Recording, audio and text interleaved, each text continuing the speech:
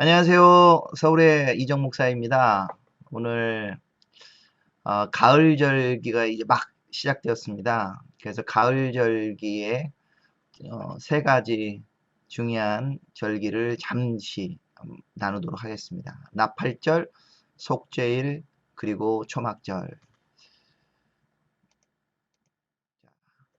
가을절기 어제 저녁부터 이제 티슈리얼 1월 1일 해서 나팔절이 시작되었습니다. 유대인들은 5782년이 시작돼서 안식년이 시작됐다고 믿고 있고요. 그리고 내일까지 이틀간 나팔절을 지내게 됩니다. 그리고 열흘 후인 9월 16일 날, 9월 15일 날 저녁부터 욤키프루 속죄를 가지고요. 그리고 9월 21일부터 27일은 초막절을 보냅니다. 저희하고 추석이 같은 날이 겹치기 때문에 뭐 기억하기 참 쉬울 것 같습니다.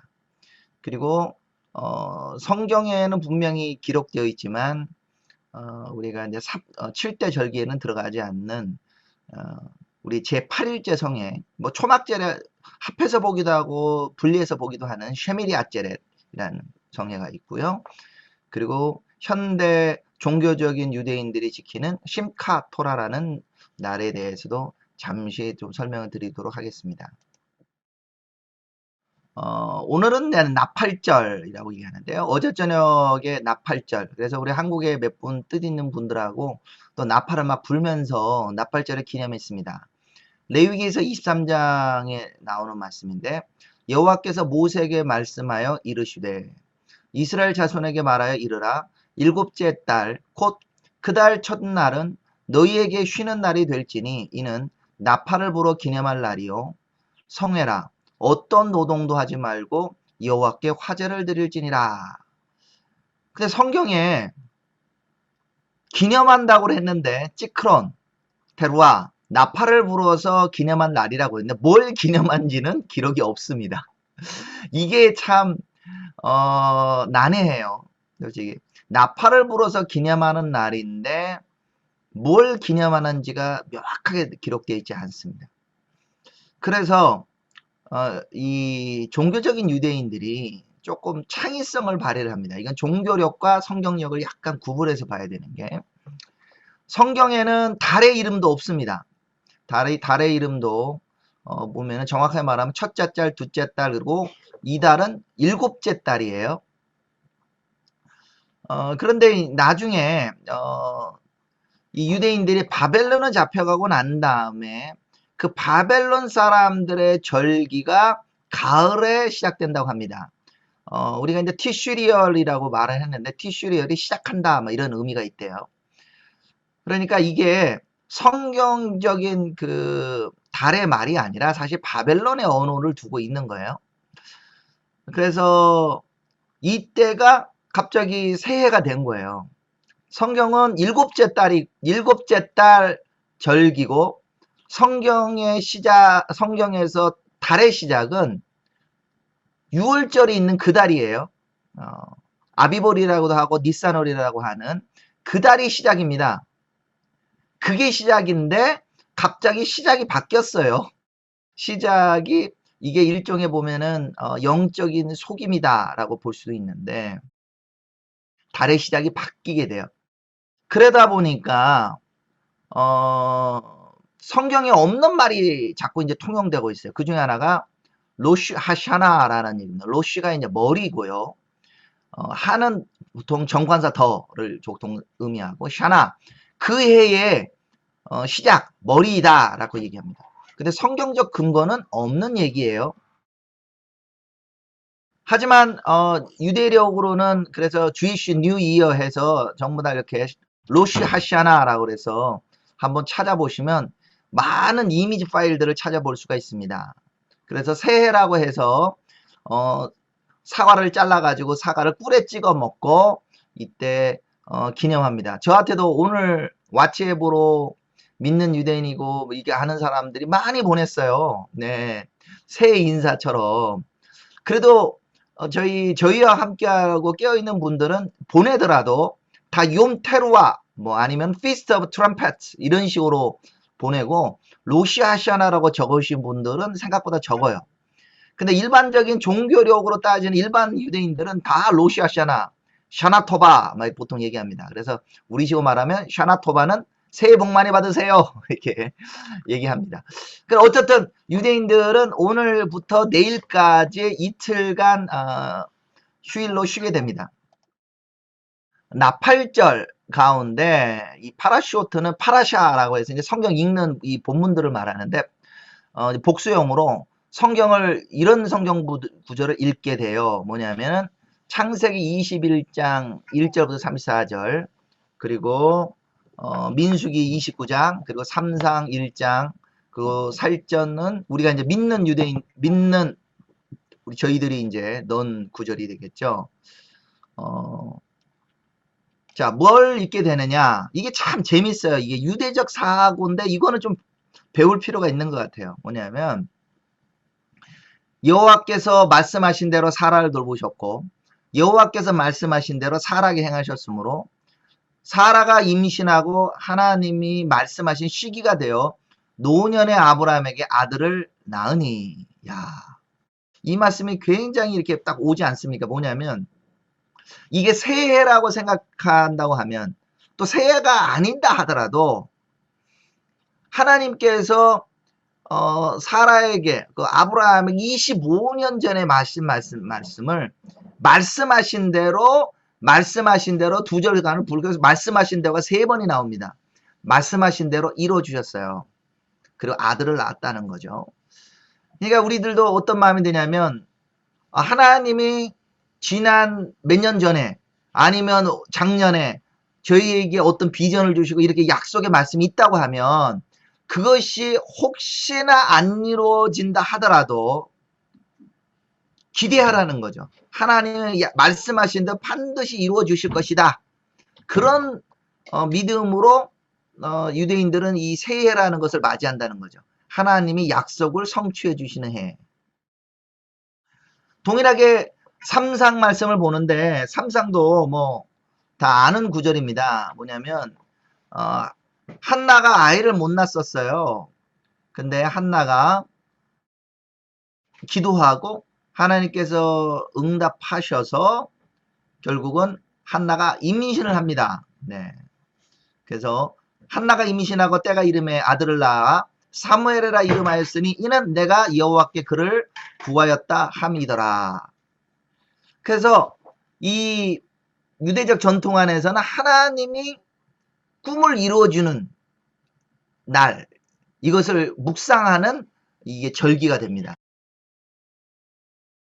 조금 한 해가 약속만이 하나님의 것이 안 이루어지고 어떨 때면 지난 해가 굉장히 힘들었다고 생각하시는 분들에게는 요 말씀이 더 위로가 될 수도 있어요. 에레미야 31장 15절에 보면은 여호와께서 이같이 말씀하시니라 라마에서 슬퍼하며 통곡하는 소리가 들리니 라헬이 그 자식 때문에 애곡하는 것이라 그가 자식이 없어져서 위로받기를 거절하는도다. 여호와께서 이와 같이 말씀하시니라 내 울음소리와 내 눈물을 멈추어라 내 일에 삭슬 받을 것인즉 그들이 그의 대적의 땅에서 돌아오리라. 여호와의 말씀이니라. 너희 장래에 소망이 있을 것이라. 너희 자녀가 자기들의 지경으로 돌아오리라. 여호와의 말씀이니라. 삶이 굉장히 힘들고 심지어는 내가 죄를 지어서 여기 이스라엘 백성처럼 바벨론 잡혀갈 때가 있을 수 있어요. 그래서 라마에서 바벨론 잡혀가는 사람들에 대해서 그 어머니들이 슬퍼하고 울고 있습니다. 그런데 주님께서 말씀하시죠. 내 울음소리와 눈물을 멈추어라. 너희 장래에 소망이 있을 것이다. 그들이 대적의 땅에서 돌아올 것이라고 말씀하시죠. 물론 하나님은 반드시 이 약속을 지키셨지만 70년이라는 세월이 걸렸죠. 그래도 분명히 돌아오신다. 그래서 하나님께서 회복하시는데 그리고 이 말씀 끝나고 조금 더 이어서 읽어보면은 새 언약이라는 말씀이 나오시죠. 에레미야서 31장 31절에. 그래서 하나님께서 우리가 죄를 지어서 넘어졌더라도 회복시키는 장면들을 보게 됩니다. 근데 우리 믿는 사람들의 입장에서는 예수님은 알고 나팔절의 의미를 아는 사람은 뭘 나팔 소리를 기억하라고 해서 어떤 나팔일까? 사실 성경학자들은 그 나팔 소리가 신의 산에서 주님께서 내시는 나팔 소리라고 이해합니다. 신의 산에서 이스라엘 백성들은 하나님의 나팔 소리를 듣습니다. 출애굽기 19장 19절 이 신의 산에서 주님이 빽빽한 구름 가운데 나타나시고 그들이 큰 나팔 소리를 듣습니다. 굉장히 두려워합니다. 그 나팔 소리가 나면서 이스라엘 백성이 신의 산에 무엇을 합니까? 바로 주님과 언약을 맺습니다. 하나님과 직접 만나요. 모세를 통해서 말씀을 듣는 게 아니라 하나님이 직접 하시는 소리를 들었어요. 나팔 소리를 내면서 기억하라. 가장 근본적으로 쫓아가면 그 나팔 소리가 신의 산의 나팔 소리다라고 보통 얘기할 수도 있습니다. 그 나팔 소리, 바로 하나님을 기억하라는 거죠. 너희가 하나님 앞에 쓸 그 날을 기억하라. 깨어 있어라. 정말 신의 산에서 언약을 쓰는 사람의 두려워란 마음으로 하나님 앞에 섰던 것처럼 너희들도 하나님 앞에 쓸 준비를 하라. 이렇게 이해할 수 있습니다. 신약에 이것을 바울 사도가 얘기합니다. 16절 데살로니가서 4장 16절에 보면은 주께서 호령과 천사장의 소리와 하나님의 나팔 소리로 친히 하늘로부터 강림하시리니 그리스도 안에서 죽은 자들이 먼저 일어나고 그 후에 우리 살아남은 자들도 그들과 함께 구름 속으로 끌어올려 공중에서 주를 영접하게 하시리니 그리하여 우리가 항상 주와 함께 있으리라. 아멘. 하나님의 나팔 소리가 신의 산에 울리던 것처럼 이제 주님의 나팔 소리가 울리게 되고 예수께서 임하시고 주님의 신부들이 깨어서 결혼을 준비해야 될 때가 되었다는 거죠. 고린도전서에도 비슷한 말씀을 하십니다. 보라, 내가 너희에게 비밀을 말하노니 우리가 다 잘 것이 아니요 마지막 나팔의 순식간에 호련히 다 변화되리니 나팔 소리가 나매 죽은 자들이 썩지 아니할 것으로 다시 살아나고 우리도 변화되리라.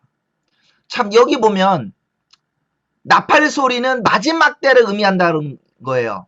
깨어나라. 주님께서 오신다. 신랑 예수께서 오신다. 심판의 날이 왔다.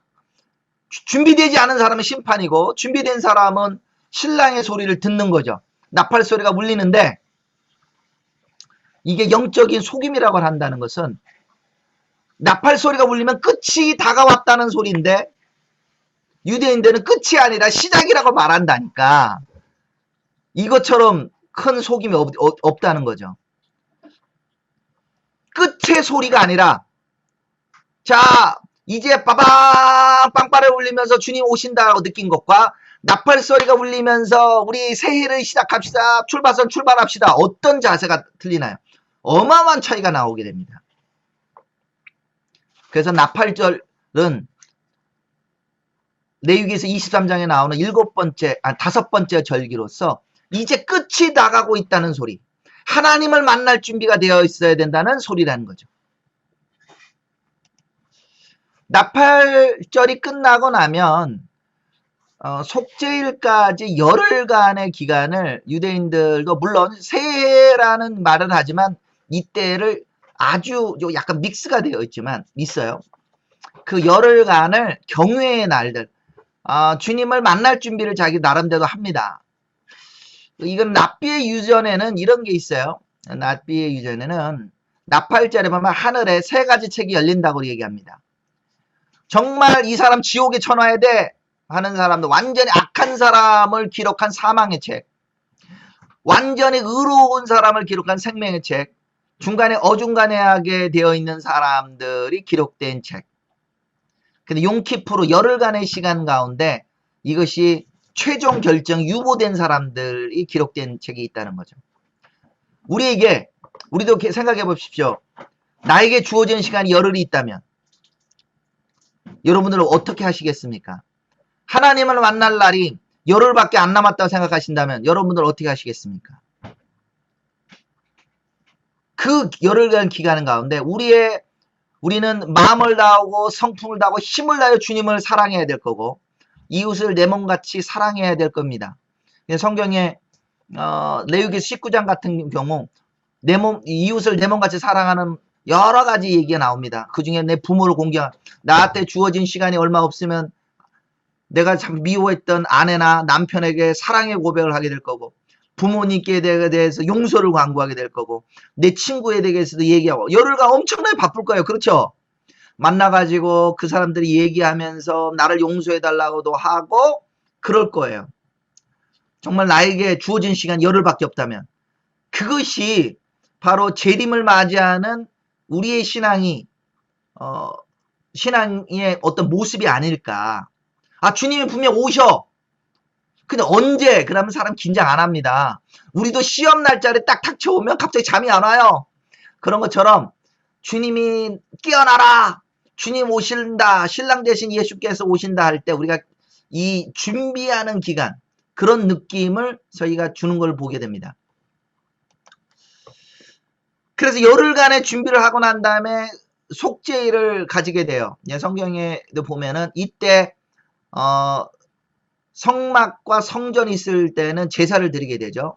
그래서 뭐 아사셀의 염소를 뿌리게 되고, 그때 이 피를 70마리 피를 잡아서 이 성소에 들어가게 되고 하게 되는데, 지금은 그러면 성전이 어떤 의미를 두느냐. 이 성전이 무너지기 전에 지금 그 탈무드 요마 39b인가요? 네, 혹시나 제 기억으로는 요마 39b에 이렇게 기록되어 있답니다. 이 성전이 무너지게 되는 어떤 이 자가 징조가 어떻게 나타나냐면, 성전이 무너지기 전 40년 전부터 하나님께서 성전의 제사를 받지 않으셨다. 예를 들면 아사셀의 염소를 붉은 띠로 묶었다가 아사셀 염소를 풀어주면 그 붉은 띠를 성소에다가 묶어 놓으면 이것이 흰색으로 바뀌었는데 그때부터 안 바뀌는 거예요. 피가 안 바뀝니다. 그리고 아사셀의 염소를 선택할 때 2마리 선택해 가지고 뽑아야 되는데 한 번도 오른쪽이 선택이 안 된답니다. 40년간 어떻게 이럴 수는, 2 곱하기 40이에요. 어마어마한 숫자죠. 아사셀의 염소가 항상 오른쪽이 선택이 안 되는 거예요.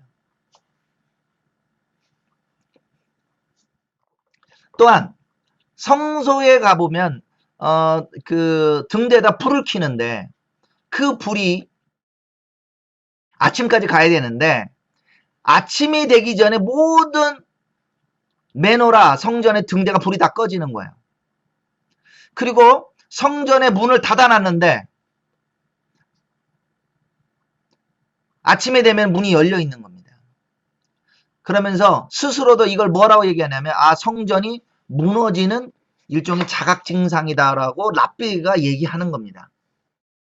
자, 이것은 무엇을 말하느냐? 속죄일에 우리의 피를 흘리는 더 이상의 속죄절 제사가 필요하다는 게 아니에요.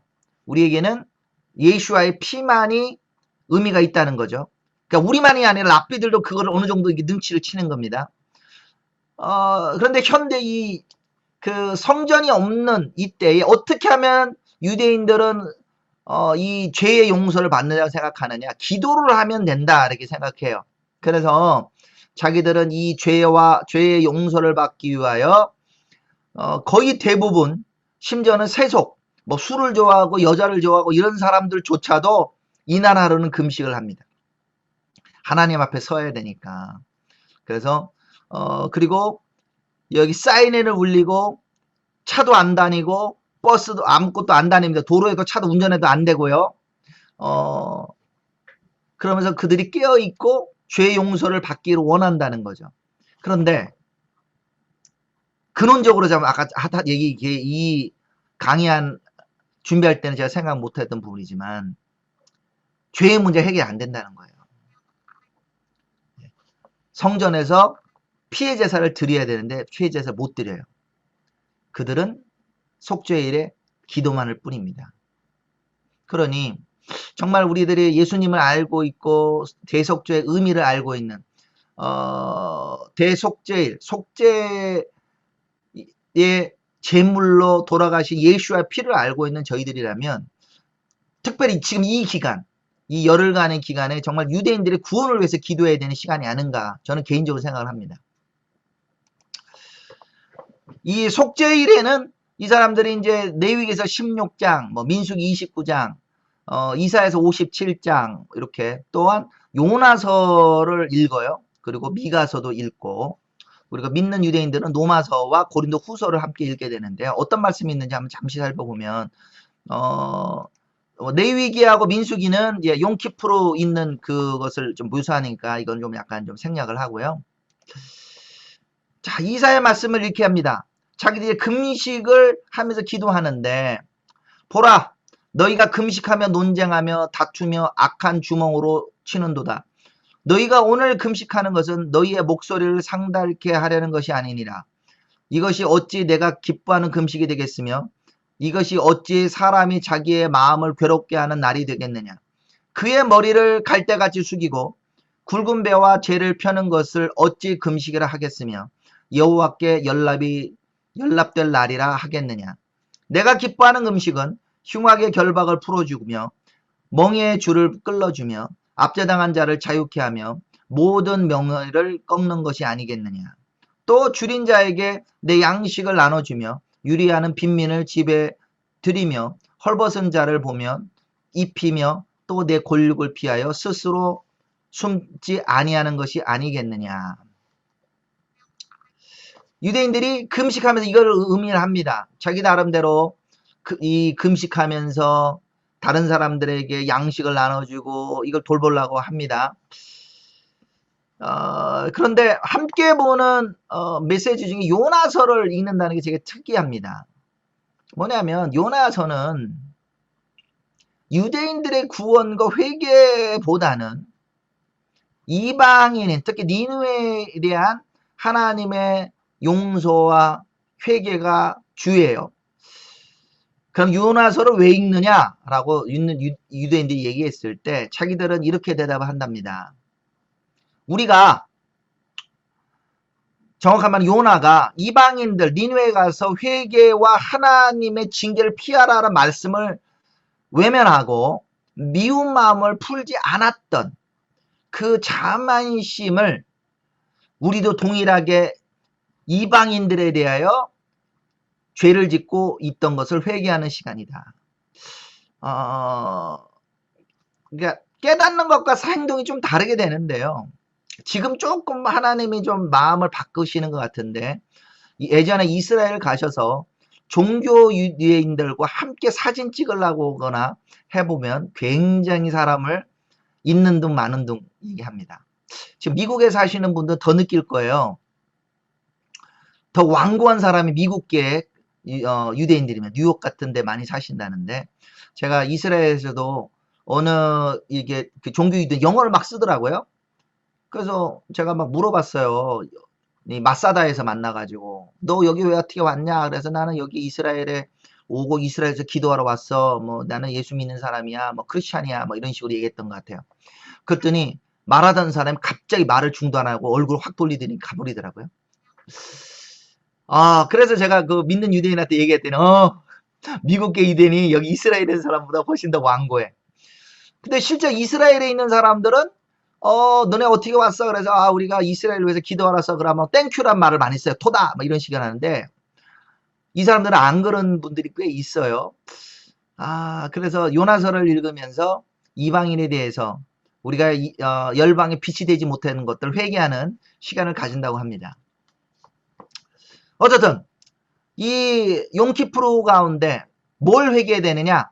바로 미카 여호와 같은 분은 어디 있느냐라고 주님의 얼굴을 구해야 되는 거죠. 주와 같은 신이 어디 있으리까?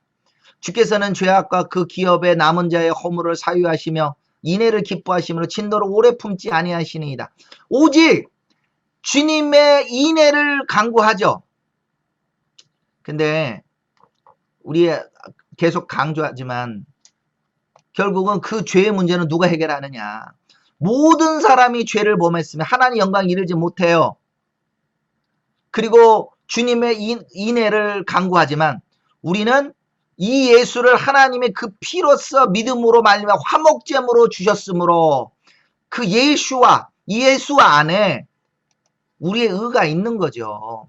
그 의를 발견하지 못하면 유대인들이 아무리 금식하더라도 아무리 자기의 마음을 찢고 한다 하더라도 죄가 용서받았다, 양심의 자유는 얻지 못합니다. 그래서 유대인들 잘 사는 것 같은데 아니에요. 냉정에 말해서 심각하게 고민합니다. 특히 젊은 종교인들이 자기들이 마음의 고통들을 랍비들에게 얘기해서 해결이 안 될 때 그들이 유튜브 방송이라든지 이런 것을 보면서 원포 이스라엘이나 샬라노 팀이나 믿는 유대인들이 하는 방송들을 보면서 많이 연락이 온답니다. 대놓고는 못 믿지만 그래도 계속 오고 자료를 달라고 하고, 그래서 원포 이스라엘이라는 곳은 이 소송까지 걸렸어요. 종교인들이 소송 걸었어요. 예수님이 메시아라고 말하는 모든 히브리 영상들 다 내려라. 그렇지 않으면 25만 불, 3억이 되는 돈을 변상하라고 소송을 걸 정도예요. 즉 하나님이 지금 이스라엘 안에도 정말 그 사람들의 마음들을 움직이고 있습니다. 유대인들이 굉장히 갈급해요. 지금 코로나 때문에 엄청 고통스러워합니다. 코로나가 지금 하루에 10,000명 가까이 지금 막 터지고 있고, 백신을 2번 3차 백신 맞아도 또 터지고, 예전에는 또한 저 가자 지구에서 막 사람이 죽어나가고 로켓가 날라오고 하마스에서 로켓 날라오고 불이 나고, 그러니까 사람들이 불안하잖아. 예전에는 이 불안을 어떻게 했느냐, 해외로 가서 해결했어요. 네팔로 가고요, 인도로 가고요, 돛 닦고요, 아니면 좋은 뭐 뉴질랜드라든지 호주로 놀러 가서 그냥 잊어먹었어요. 젊은이들이. 야, 나 군복무할 때 있었던 거 다 잊고 싶어. 지금 가지도 못해요. 자기 그대로 갇혀 있어. 그러니까 그 속안이 문드러집니다. 그들이 기도를 한다고 하는데 또한 이 가족들이 만나가지고 이런 절기를 보내야 되는데 절기도 못 보내. 정말 그들 가운데 기도가 필요해요. 이럴 때 하나님이 그들의 마음을 터치하는 게, 너희의 죄가 용서받았다. 화목제물이신 예수와의 피로 말미암아 용서받았다는 것이 그들에게 전해져야 된다는 거예요. 그 다음에 이어지는 마지막 절기가 이 초막절입니다. 초막절은 이 태양력으로는 9월 21일 날부터 시작을 하는데요. 초막절을 왜 초막절에 하느냐? 영어로 히브리어는 수콧이라고 합니다. 수콧은 수카라는 초막을 지어서 거기에 7일간 거주하게 됩니다. 또한 초막절을 수장절이라고 얘기하죠. 그 가을 절기에 거둔 것을 저장하는 절기가 되게 됩니다. 초막절은 길다 보니까 읽는 성경 구절이 많아요. 그래서 뭐 레위기서도 있고 민수기도 있고 쭉 읽게 되는데, 초막절 마지막 날은 호산나 나바라는 이름으로 갇히게 됩니다. 8일째 되는 날을 쉐미니 아제렛이라고 얘기해요. 그래서 조금 너무 많기 때문에 제가 좀 빨리빨리만 넘어가겠습니다. 어쨌든 초막절은 레위기 23장에 의하면 7째 날 15날입니다. 그래서 7일 동안 지켜요. 성회로 모이고 일하지 말고 화제를 드리게 됩니다. 그때 이들이 어떻게 하냐면 아름다운 나무의 실과 종려나무 가지 그리고 무성한 나무 가지와 시내버들을 취하여 하나님 앞에서 이렇게 손을 이렇게 묶어가지고 이렇게 흔듭니다. 기뻐해요. 자, 근데 초막절에 흔드는 4가지 식물에 대해서 한번 살펴보면, 이건 좀 미드라시 해석이에요. 항상 이걸 이렇게 구분을 해야 돼요. 성경이 왜 이걸 흔들어란 말이 없어요. 대신 그냥 이거 미드라시의 해석에 의하면 아름다운 나무 실과는 약간의 밀감 같은 거를 이렇게 들어요. 이게 레몬 같은 거를 보통 이렇게 하는데 에트로그라고 되어 있는데, 향이 있고 맛이 있는 식물을 말한답니다. 토라를 배우고 그 뜻대로 실천하는 유대인들. 종려나무 가지는 맛이 있잖아요. 종려나무 대추야자 먹어보시면 맛은 있지만 향이 없는 식물입니다. 그래서 토란을 배우지만 실천하지 않는 유대인들. 무성한 나무 가지는 하다스라고 얘기하는데 향이 있지만 맛이 없는 식물. 토라를 배우지 않고도 실천하는 유대인들. 버드나무 가지는 시내버들은 물이 없으면 못 사는 식물인데 맛도 없고 향도 없는 식물이다. 토라를 배우지도 않고 실천하는 유대인들. 자, 이 말씀 드리면 우리의 사고로는 그래, 우리는 전부 다 아름다운 나무 실과가 돼야 돼. 이렇게 생각할 겁니다. 그렇죠? 근데 이건 유대적 사고로는 그렇지 않다는 거예요. 이스라엘 공동체 안에는 아름다운 나무의 실과처럼 되어 있는 사람도 있고 종려나무 같은 사람도 있고 무성한 나무 가지도 있고 심지어는 맛도 없고 향기도 없는 버드나무 가지 같은 사람도 있다는 거예요. 그것을 별도로 너는 맛도 없으니까 넌 빼고 아름다운 나무 가지, 종려나무 가지만 흔드는 것이 아니라 네 가지 식물을 묶어서 흔든다는 거예요. 그 이유는 하나님 앞에 이스라엘은 공동체로 나간다는 공동체 의식이 강합니다. 한 사람의 유대인의 잘못은 이스라엘 전체 민족의 잘못이다. 한 사람의 운명이 이스라엘과 연결되어 있다. 실제 성경에 보시면 아간의 죄를 볼 때 아간이 잘못했다 말하지 않고 이스라엘이 주님께 범죄했다고 말하죠. 이유는 뭐냐면 아간이 전쟁터의 가운데서 아름다운 신하에서 외투하고 은과 이런 거 숨길 때 철저히 숨겨서 했을까요? 옆에 있는 보는 사람이 있었다는 거죠. 누군가 말려야 되고 안 된다는 거예요. 그래서 저 사람도 내가 가르쳐서 데리고 가야 돼. 저 사람은 실천하지 않으면 실천하게 해야 돼. 공동체 의식으로 공동체로 하나님께 나아가야 된다고 생각한다는 거죠. 요게 우리가 생각하는 그 성경의 깨달음과 조금 차이가 있어요. 우리들은 모든 사람이 아름다운 실과 나무가 되기를 원하지만 물론 맞는 얘기지만 그렇다고 옆에 있는 세 가지 식물을 버리라는 얘기가 절대 아니라는 거예요. 그 다음에 초막절 마지막 날 일곱째 날은 호산나 라바라고 얘기합니다. 라바는 크다. 호산나는 뭐예요? 구원하는 날이죠. 호시아나 구원의 날, 구원의 큰 날을 말합니다. 이 초막절의 원래 의미가 이 구원의 큰 날이에요. 초막절 전체 기간 가운데 몇 가지가 있는데 송아지를 잡죠. 송아지를 잡는데 여섯째 날에는 숫송아지 8마리, 순양 2마리, 1년 된 흠없는 순양 14마리. 일곱째 날은 송아지 7마리 그런데 첫째 날에는 13마리, 둘째 날에는 12마리, 셋째 날에는 11마리, 넷째 날에는 10마리, 다섯째 날에는 9마리, 여섯째 날에는 8마리, 일곱째 날에는 7마리. 그래서 총 합하면 70마리가 되겠죠. 그래서 하나님이 원래 아브라함을 부르실 때는 유대인들만의 아버지가 아니라 열방의 아비로 불렀다는 거예요. 그래서 이스라엘의 수요를 나눌 때 70인 장로처럼 수요를 나눌 때 열방의 70나라로 나눕니다. 그래서 이 초막절에도 그걸 기억하는 시간이 필요합니다. 이 초막절에 해야 되는 의식 중에 예전에 성전 있을 당시에는 실로암에서 물을 길어 옵니다. 그렇죠? 실로암에서 물을 길어 와서 번제당에 붓습니다. 물을 기를 때는 이사야 12장 2절을 말하죠. 여호와는 나의 힘이시고 나의 노래시며 나의 구원이시라. 그러므로 너희가 기쁨으로 구원의 우물에서 물을 기리로다. 그래서 자기들은 이스라엘 물이 없으면 못 살잖아요. 주님 물을 공급해 주십시오. 당신이 인도해 주십시오. 약간 주님이 이스라엘 땅을 젖과 꿀이 흐르는 땅이라고 했는데 왜 젖과 꿀이 흐르는 땅이라고 얘기했을까? 약간 히브리적 해석으로 오면 이 소가 젖을 냅니다. 사람이 만드는 게 아니에요. 공장에서 젖을 찍어내는 게 아닙니다. 꿀도 내가 만드는 게 아니라 벌이 만들어내요. 또한 또 꿀을 또 대추야자 해서 꿀을 뽑기도 하지만 내가 만드는 게 아닙니다. 이 말은 사람의 힘으로 젖과 꿀을 만들어내는 것이 아니라 적과 꿀이 흐르는 땅은 내 힘으로 사는 땅이 아니라 하나님께 온전히 의지하는 땅입니다. 그래서 이스라엘, 특히 예루살렘은 비가 잘 안 와요. 그래서 비를 공급하시는 것도 하나님이시죠.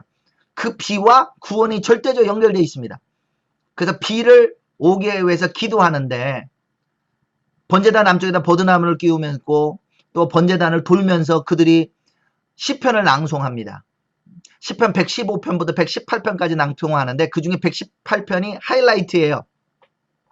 거기서 18편 25절 여호와여 구원하옵소서 이제 구하옵나니 이제 구원하소서 여호와여 우리가 구하옵나니 이제 형통하게 하소서 여호와의 이름으로 오시는 자가 복이 있으며 우리가 여호와의 집에서 너희를 축복하였도다. 자, 이게 한글로 이름이 이게 감이 잘 안 오는 거를 시브리어로 이렇게 뭐 아절이 발음이 제대로 맞냐고 따지시면은 좀 부족하지만 제가 하겠습니다. 아나 아도나이 여호와여 구하옵나니 호시아나 이제 구원하옵소서. 아나 아도나이 하찔리아나 이제 형통하게 하소서. 바로카바 베시엠 아도나이 여호와의 이름으로 오시는 메시아여 우리를 구원해 주십시오. 우리에게 물을 주십시오. 우리를 형통하게 하십시오. 라고 초막절에 외친다는 거예요. 자, 이 초막절에 이 외치는데 예수와께서 그때에 요한복음 7장에 보면 명절 마지막 날에 주님께서 외칩니다. 목마른 자가 다 내게서 와서 생수를 마시라고 얘기합니다. 물을 마시라. 그러면 그 배에서 생수가 나오리라 말씀하시죠. 스가랴서 14장에 보면은 초막절을 유대인들만이 아니라 열방에서 나라들이 와가지고 초막절을 지키러 옵니다. 초막절을 지키러는 국제적인 축제의 모습을 보여주게 되죠. 그리고 성전을 솔로몬이 초막절에 봉헌을 합니다. 이스라엘의 일곱째 달 절개 솔로몬이 성전을 봉헌하는데 그 봉헌하면서도 열방을 위한 기도를 하잖아요. 이거 뭐 찾아보려면 좀 어려워서 그냥 아실까 넘어가겠습니다. 열방에 있는 사람들 이 성전을 뭐 기도하면 주님께서 들으시라고 말한다는 거죠. 전도서도 봅니다. 전도서를 읽는데 왜 읽는지에 대해서 자기들도 잘 모른대요. 그냥 전통이래요. 전통. 그냥 견해로는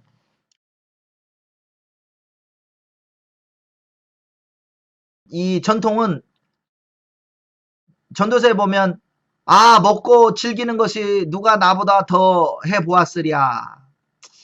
초막절이 정말 즐기는 절기인데 결국은 어떻게 생각하냐면 이거는 예수님을 안 믿는 사람들도 메시아와 함께 보내는 절기, 메시아와 함께 하는 축제의 절기라고 말하죠. 이 축제는 이 전도서와 함께 보는 것은 나중에 주 한 10세기에서 11세기에 나타나게 됐다고 해요. 자, 근데 초막절을 보는 우리의 입장은 초막절, 명절 끝난 날에 예수께서 서서 외쳐 이르시되 누구든지 목마르거든 내게로 와서 마시라. 이게 초막절 마지막 날 호산나 나바에서 주님이 외치는 거예요. 유대인들을 얘기하잖아요. 물을 기른다고 그랬잖아요. 구원의 우물을 기를 거 호시아나 우리를 구원하소서 하는데 그분이 우리 주님이 말씀하시죠. 나를 믿는 자는 성경 이름같이 그 배에서 생수의 강이 흘러나리라. 이는 그를 믿는 자들이 받을 성령을 가르쳐 말씀하신 것이라고 하죠. 그러니까 그걸 알아들었어요. 사람들이. 저 사람이 메시아인가? 그래서 어떤 이들은 이는 참으로 그 선지자가 누구냐? 모세와 같은 선지자, 모세가 말씀하던 그 선지자냐고 묻는 거예요. 어떤 사람이 그리스도냐, 메시아냐? 어떤 이는 그리스도가 어찌 갈릴리에서 나오겠느냐? 성경 이름과 같이 그리스도는 다윗의 씨로 다윗이 살던 마을 베들레헴에 나오지 아니하겠느냐? 우리가 초막절의 배경을 하면 이 얘기가 굉장히 가깝게 느껴져요. 유대인들이 예수님이 그 물을 내가 주겠다고 말씀하니까 유대인들이 저 사람이 그 선지자야? 메시아야? 이렇게 말했다는 거죠.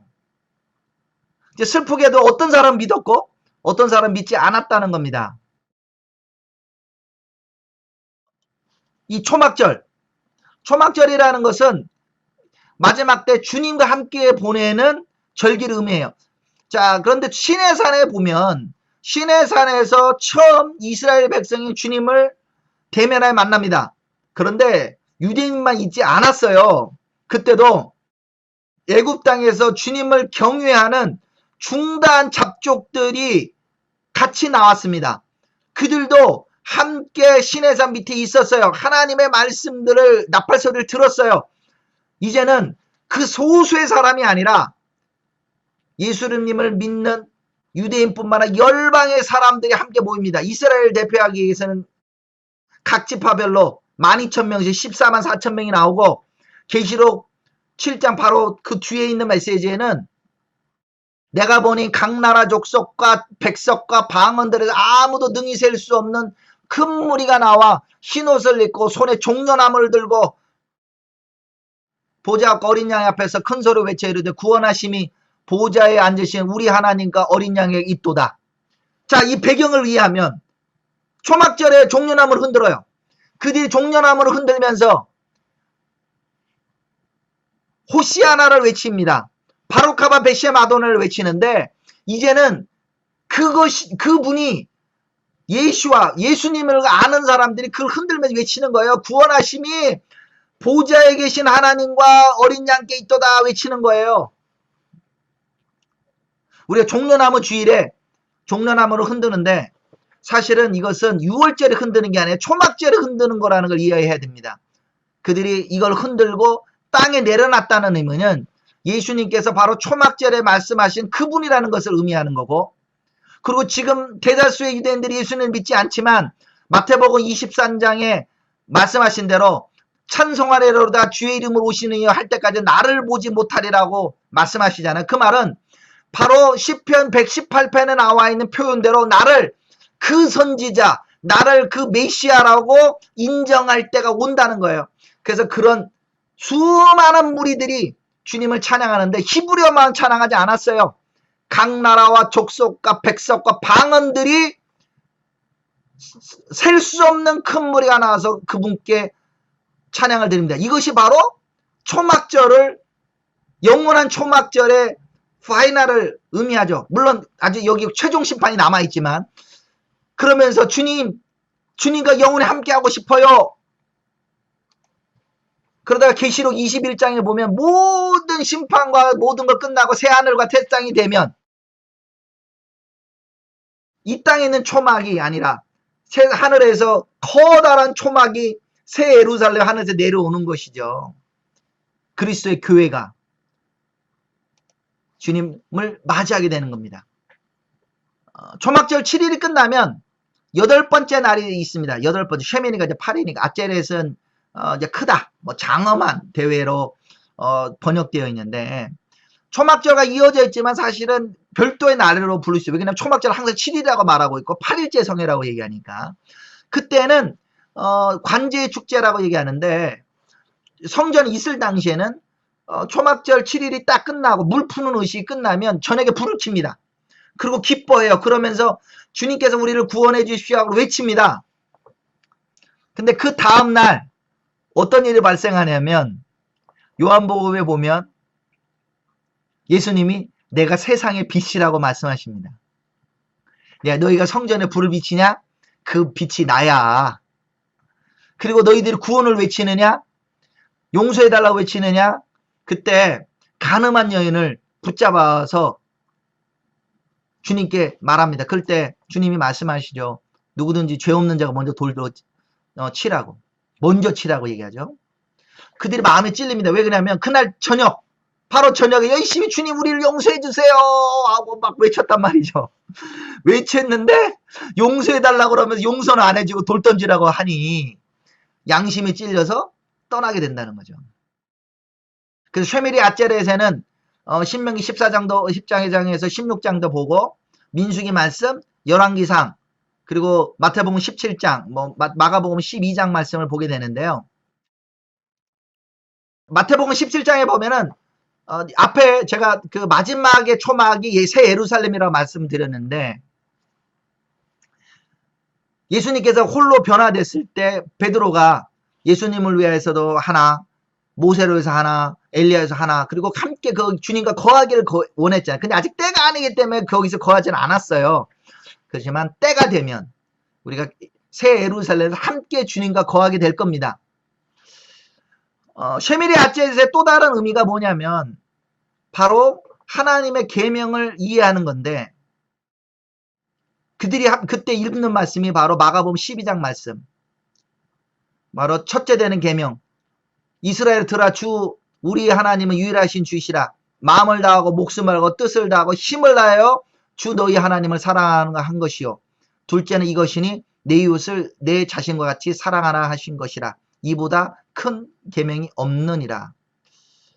우리가 이제 주님이 오셔서 영원한 초막절에 들어가면 좋을 것 같지만 끝나고 주님이 안 오시더라도 우리 일상적인 삶을 살아야 돼. 이제 초막을 내려와야 될 때가 와요. 그럴 때 초막을 내려와서 하나님의 말씀을 붙들고 갑니다.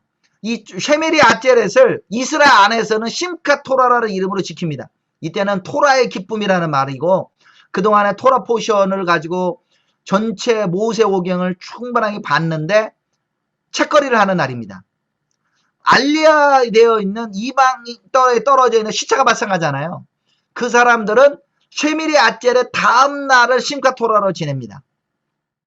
그렇지만 쉐미리 아젤과 심카 토라는 거의 같은 날이라고 보셔야 돼요. 그래서 이때 뭐 하냐면 마지막 포션인 신명기 33장 34장을 읽고 바로 창세기 1장부터 읽기 시작합니다. 베레시트를 읽어요. 그래서 토라를 들고 그 어깨에다 메고 춤을 추고 하면서 우리는 말씀과 같이 살겠다고 말합니다. 이제 새로운 공부가 시작되는 거죠. 어떻게 보면 사람들이 이렇게 토라 포션을 처음 하시는 분은 나팔절이 끝나면 새롭게 읽는다고 그러는데 아니에요. 새로 끝나는 건 초막절까지 다 끝나고 새롭게 시작한다는 걸 보면 의미가 있다는 거죠. 초막절, 쉐미리 아제렛이 끝이에요. 네. 끝이면서 우리들은 궁극적으로는 예수와 함께, 예수님과 함께 영원한 초막인 새 예루살렘에 거하게 될 것입니다. 네. 감사합니다.